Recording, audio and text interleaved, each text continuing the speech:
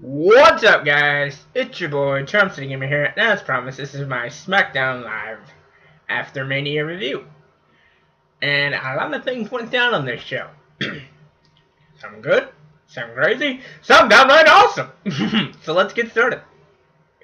But anyway, we started things with St. O'Mac cutting a promo saying that, Daniel Bryan is back as an active competitor, so we need someone to replace him as GM. So, who has he decided? Can I get a drum roll effect, please?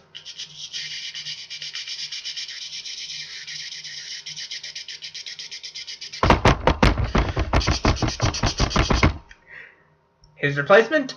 Paige! That's right.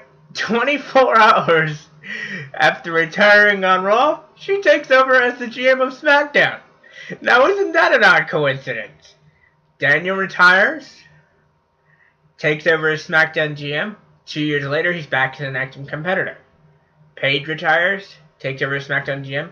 2 years later, question mark, question mark, question mark. Will she be an active competitor again in 2 years? We'll find out. Is her career done? That's what we all thought when Bryan retired. So this raises some interesting questions. Is this a precursor to an eventual triumphant Paige return and someone else that just retired will take the SmackDown GM spot? It just feels that way considering the SmackDown GM spot. It's like it was first picked up by Bryan after he retired, and then Bryan gets back to active competition, and now Paige, who's recently retired, takes the spot. So it's just kind of funny. Anyways, with Paige in the GM role, she immediately booked a dream match that, if this is on pay-per-view, it would have to be a main event. But she immediately booked the dream match of Daniel Bryan versus AJ freaking Styles for the main event. Holy shit! Daniel Bryan and AJ Styles. Think about that for a minute. Wow. That's impressive stuff there, Paige. I mean, if you need a great match for your first moment as GM, I couldn't think of a better match to start with than that. And then we have the Usos versus the New Day in a SmackDown Tag Team Titles #1 Contender match. Normally, the Usos would have this match by default, but for some reason, Paige decides, okay, let's just book them in a the SmackDown Creative Team. I don't know if this is really Paige's call, but SmackDown decides, let's just book the two teams in a #1 Contenders match, even though the Usos have an automatic rematch clause. Whatever. Standard fare. Nothing really majorly important went down. Usual spots that we see between the New Day and the Usos. Nothing too major between them. And in the end, the Usos win to get their rematch with the Bludgeon Brothers at the Greatest Royal Rumble in Saudi Arabia, in Jeddah, Saudi Arabia, in 3 weeks. On the 26th of April, something like that. Well, anyways. Let's see what was next. Then we had Naomi versus Natalya, because Natalya's complaining about the fact that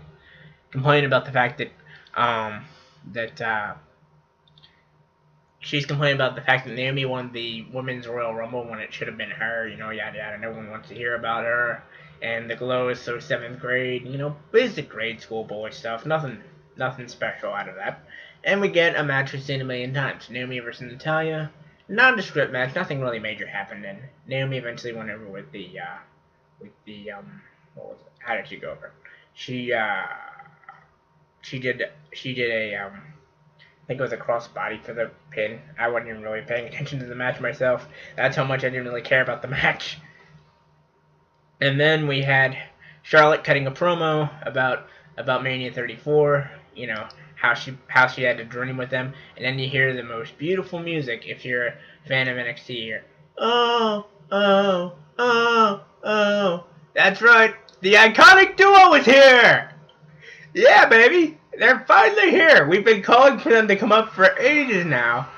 And the iconic duo, after basically weeks, maybe even months of not being used on NXT, have finally hit the main roster. They're on the A Show, the Blue Brand, Smackdown Live, baby!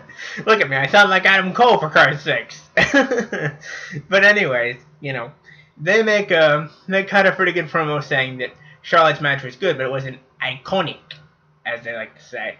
And and they say like it's time to move out the old and move in the iconics. And they immediately started a beatdown with Charlotte. They were doing all sorts of shit for Charlotte. They were suplexing her on the outside. There was even a spot where they powerbombed her on the outside. So they were just, it was a two. I mean, at first it looked like Charlotte, could handle them both, but eventually it became a 2-on-1 assault once Billy got Charlotte from behind when she go after Peyton, and it just became a 2-on-1 beatdown. They did a powerbomb. I think they did a suplex on the outside. They rammed her into the steps. They basically annihilated the poor thing. And then they finally rolled her into the ring and left the ring, celebrating. That's why, this is where we belong. This is our place. We're the new stars of the show. This is why we belong here. They make a huge statement by assaulting the champion, and then you hear Fabulous, yes, diamonds on my neck. Yes, I'm fabulous. That's right. Miss Money in the Bank's cashing in. She's cashing in.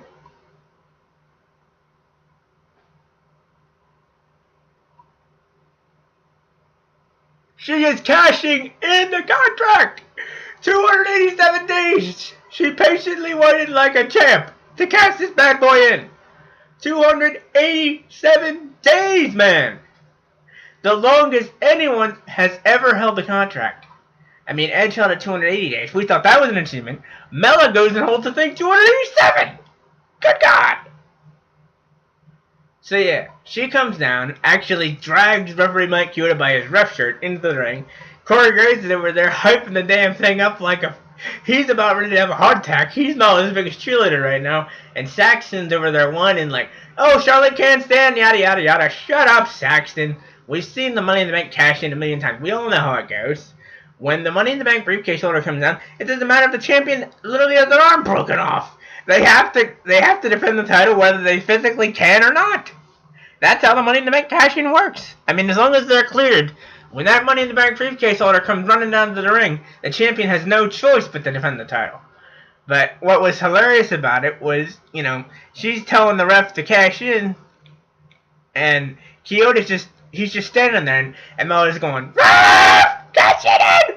Ref, cash it in!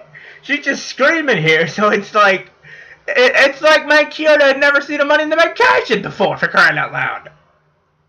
I mean, Mel's just screaming her lungs off, wanting to cash the damn thing in, and Chioda just keeps asking her, are you sure you want to cash in? Are you sure? Are you sure? Are you sure? And we're all just sitting there like, Chioda, she's cashing in the damn briefcase!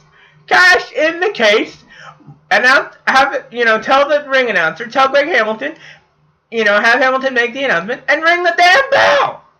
I mean, if Chioda had taken any longer, Charlotte would have gotten back to her damn feet and potentially screwed up Carmella's moment. I mean, what was the referee doing out there? he's refereed Money in the Bank cash-ins before, so I don't get what his deal was. Why was he waiting so damn long to cash the damn briefcase in? In any case, once the bell finally rings, Mella hits Charlotte with a super kick. Charlotte drops like a ton of stones. 1, 2, 3. And bing, bing, bing. Here is your winner and the new Smackdown Women's Champion, Carmella. That's right, baby. All those dirt sheets that said she'd failed, well, you now have a giant thing of egg on your face. Because not only did Carmella fail, she cashed it in brilliantly. She bided her time and waited for the absolute perfect moment to cash that bad boy in. Okay. But yeah, she knew exactly what she was doing, man. She knew that once Peyton and Billy laid Charlotte out, that was the perfect time to cash that bad boy in. There was no sense in waiting any longer. She was cashing in that bad boy right here, right now. I know people say that she should have cashed in at WrestleMania to keep Asuka's streak going, but I really don't see the logic in that. I mean, at this point, Asuka's streak was becoming more of a hindrance to her than any kind of elevating force, To me, Asuka's streak was becoming more of a giant anchor than a rocket strapped to her back. So, I mean, sure, Carmella could have cashed in during the Mania match between Charlotte and Asuka, maybe cashed in after Charlotte hit the Spanish fly off the top rope, which was still fucking amazing to see, by the way. She could have cashed in and pinned Charlotte that way and kept the streak intact, but what would be the point of that? Because we all know that Asuka would come for the title, and because she still had the streak, she would pin Carmella anyway and take the strap. So it would just make a match that it would be wholly predictable. Everybody would see that coming. So I think they made the right choice in having the streak end at Mania. You know, this frees up Asuka to become a more three-dimensional character and moves her on to do other things. I don't care what other people think. I think ending the streak was the right thing because people were starting to turn on Asuka anyway, and you can do much more with Asuka now that the streak is dead.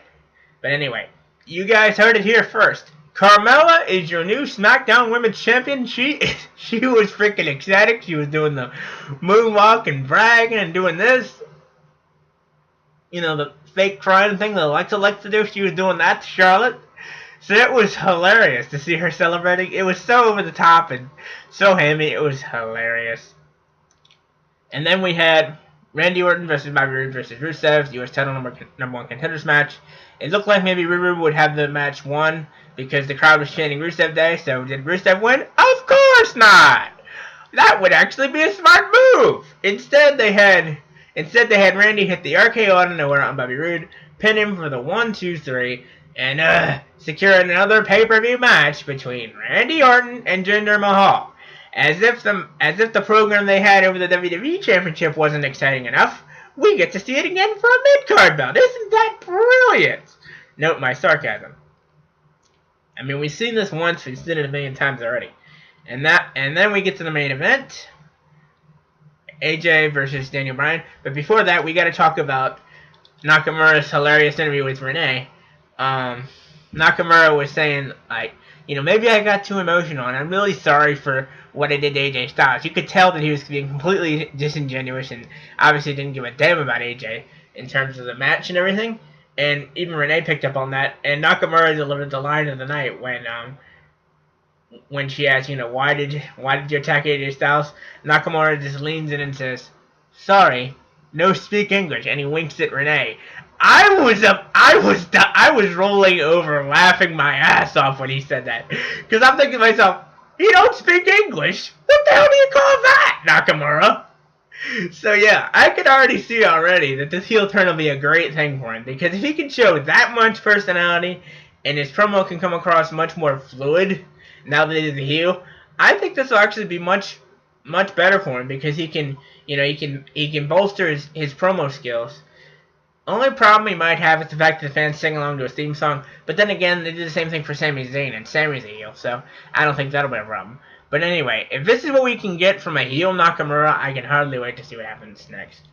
But anyways, main event. Bryan and Styles, they kept, they had their basic moves, delivering their usual stuff, kicking each other back and forth, and eventually it looked like Bryan was going to hit Styles was going to hit Styles slash on Bryan. Bryan countered. Looks like he's going to go for the running knee, but Nakamura comes in, hits a Kinshasa to the back of Bryan's head. Then he Kinshasa Styles and hits him with a low blow. Kinshasa him again, another low blow. So no contest for the main event. But now it's gotten even more interesting WWE title feud because it looks like Daniel Bryan's immediately inserted himself into Shinsuke and AJ's program. And it just makes you wonder, what are we going to go from here? But yeah, I am so excited for the iconic duo. Can't wait to see who goes to SmackDown and Raw in the draft next week. You might see Sanity come up, plus you had the War Raiders / War Machine on NXT last night, which I'm not going to do a review on because there's literally next to nothing to talk about, except for the fact that Lacey Evans and Kairi Sane had a pretty good match. Kairi beat her with the insane elbow, and Moss and Sabatelli faced Heavy Machinery to a no contest when the debuting War Machine / War Raiders showed up. That's basically NXT review, right? Same thing. But anyways, it should be very interesting to see who goes where in the draft. I would love to see Sanity come up to SmackDown, but I am just so hyped for Carmella. Cannot wait to see what her reign brings as champion. So till next time, it's been your boy Trump Sigmund delivering the SmackDown After Raw review. Or excuse me, SmackDown After Mania review. What did I say SmackDown After Raw? That was stupid. Anyways, that was my SmackDown After Mania review. Hope you enjoyed it. And if you enjoyed this video, be sure to give it a thumbs up, comment, and subscribe to join the Charmination today. And we're on the road to 1,500 subscribers, so see if you can help us out by joining the notification squad and subscribing to the channel so you'll know when there's any new content to the channel. And also, if you have any video game requests, be sure to leave them in the comments of this video or on my Twitter feed at CharmCity25. So until next time, peace out, everybody. And once again, congratulations to Carmella, the new Smackdown Women's Champion. So until next time, peace out.